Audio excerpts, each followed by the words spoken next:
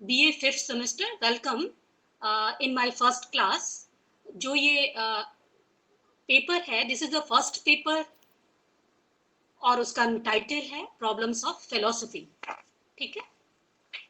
इसमें आपको इंडियन और वेस्टर्न दोनों ही फिलोसफी इंक्लूडेड है, लेकिन जो फिफ्थ सेमेस्टर है वो केवल फोकस करता है सिर्फ और सिर्फ इंडियन फिलोसफी की प्रॉब्लम्स पर।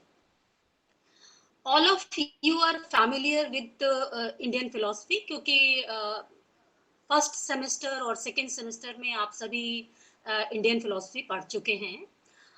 लेकिन जब आपने उस समय इंडियन फिलोसफी पढ़ा रहा होगा तो वो स्कूल वाइज थी, है? कि उसमें आपने ये देखा होगा कि कौन सा आस्तिक दर्शन है, कौन सा नास्तिक दर्शन है। आस्तिक दर्शन जो है वो उनकी मेटाफिजिक्स क्या है, उनकी एपिस्टेमोलॉजी क्या है, उनकी एथिक्स क्या है, ये सारी चीज़ें आपने देखी होंगी। इस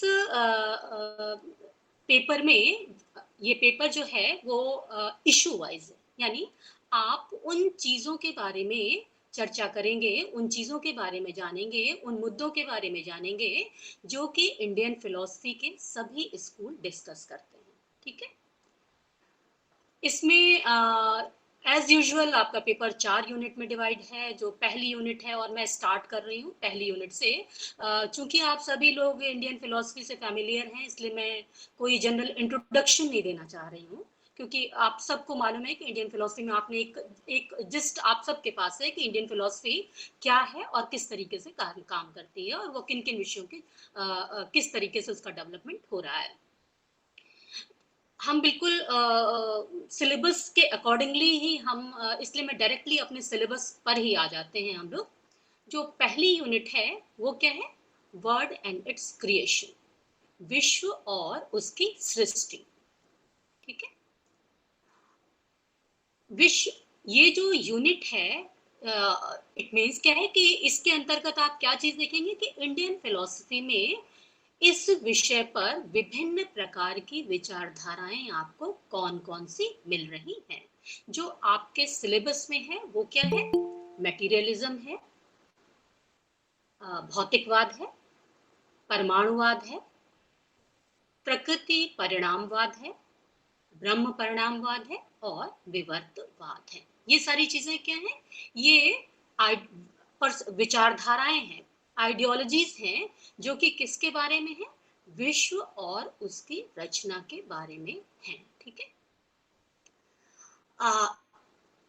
भारतीय दर्शन में ये एक महत्वपूर्ण विषय रहा है कि विश्व की सृष्टि कैसे हुई है, इसका उद्भव कैसे हुआ है, what is the nature of this world, इसकी प्रकृति क्या है, और इसका विकास कैसे होता है, और इसका विनाश किस प्रकार से हो रहा होता है। बहुत सारे जितने भी आपको आइडियोलॉजीज पढ़नी है, यानी जो अभी मैं बता रही थी कि भौतिकवाद है, परमाणुवाद है, ब्रह्म परिणामवाद है, प्रकृति परिणामवाद है, ये सारे कैसे विचार हैं? ये सारे जगत के विषय में दिए गए विभिन्न विचारधाराएं हैं। इनमें से हम लोग सबसे पहले भौतिकवाद को देखते हैं। ठीक है। भौतिकवाद क्या है? भौतिकवाद इंडियन फिलोसफी में देखने से पहले मैं ये बताना जरूरी समझ रही हूँ कि भौतिकवाद से आप क्या समझते हैं, किस किस विचारधारा को हम भौतिकवाद कहते हैं। उसके कुछ करेक्टरिस्टिक्स हैं, यानी जिस भी विचारधारा में उस प्रकार की विशेषताएं पाई जाएंगी, वो विचारधारा क्या कहलाएगी? भौतिकवादी विचारधारा कहलाएगी। उसका सबसे पहली विशेषता क्या है कि भौतिकवाद ये मानता है कि जगत का मूल तत्व क्या है? जगत का मूल तत्व जड़ तत्व है। यानी ऐसा, या जगत में जितने भी पदार्थ हैं उन सब की व्याख्या जड़ द्रव्य के द्वारा ही हो सकती है।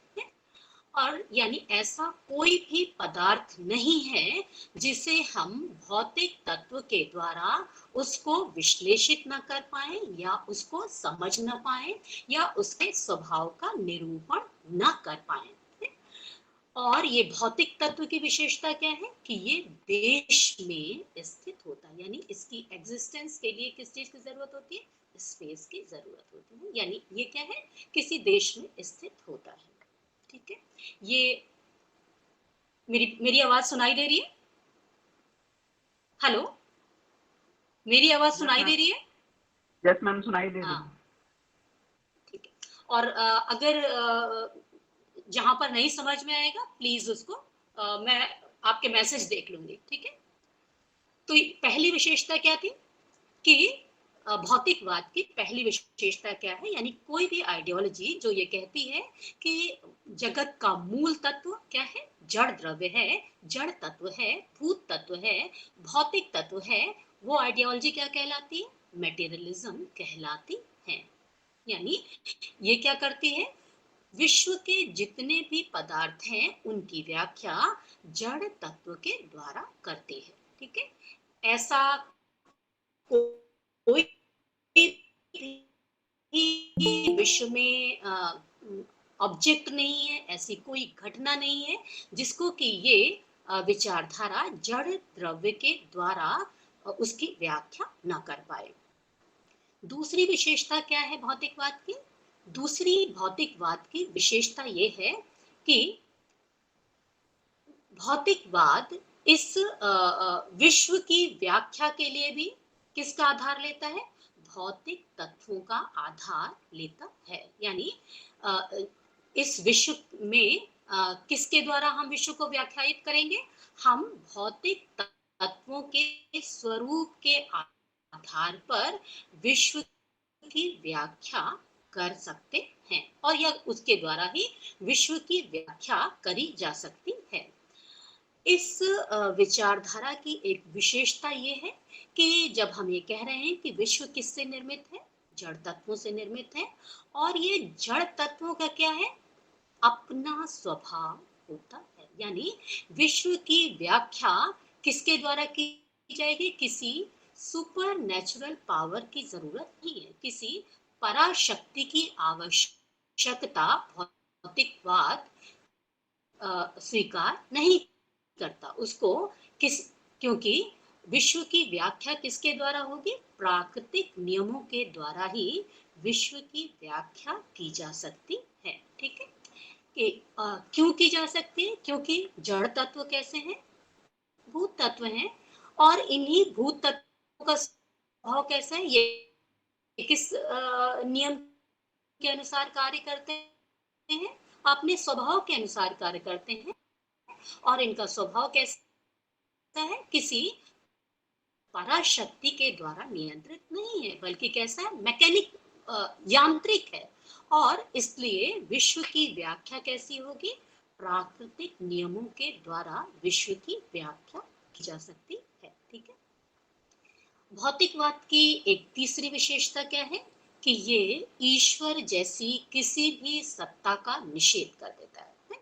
और क्यों करता है, ये बिल्कुल ऑब्वियस है, क्योंकि भौतिकवाद के अनुसार विश्व में तत्व कितने हैं, केवल और केवल भौतिक तत्व हैं। भौतिक तत्वों के अतिरिक्त किसी भी तत्व की सत्ता जब नहीं है तो ईश्वर जैसी किसी सत्ता की का अस्तित्व ये स्वीकार नहीं कर सकते, क्योंकि ये किसका अस्तित्व स्वीकार करेंगे, सिर्फ और सिर्फ भौतिक तत्वों के अस्तित्व को ही स्वीकार करेंगे। इसलिए इन्हें विश्व के लिए किसी पराशक्ति या ईश्वर जैसी शक्ति का भी, सत्ता का भी ये निषेध कर देते हैं कि विश्व की व्याख्या के लिए ईश्वर जैसी किसी भी सत्ता की आवश्यकता नहीं है। ठीक है, एक चौथी विशेषता है जो बहुत महत्वपूर्ण है भौतिकवाद की। मैं जल्दी तो नहीं बोल रही, आप लोग प्लीज नोट करते रहिए। हेलो, मैम आपकी अपने आवाज कॉपी थोड़ा पेन कट रही लेके है। बैठिए और पॉइंट्स को नोट करते रहिए, जिससे आप बाद में उसे भूल ना जाएं। ठीक है, जो चौथी विशेषता है वो क्या है कि भौतिकवाद विश्व की व्याख्या करने के लिए उसकी विश्व की व्याख्या कैसी है? टीलियोलॉजिकल नहीं होती, प्रयोजनवादी नहीं होती। कैसी होती है? मैकेनिकल यानी यांत्रिक व्याख्या वो स्वीकार करता है। विश्व का अपना कोई उद्देश्य नहीं है, क्योंकि विश्व से हेलो, आवाज कट रही है अब? Hello hello yes ma'am ma'am hello, voice clear नहीं आ रही।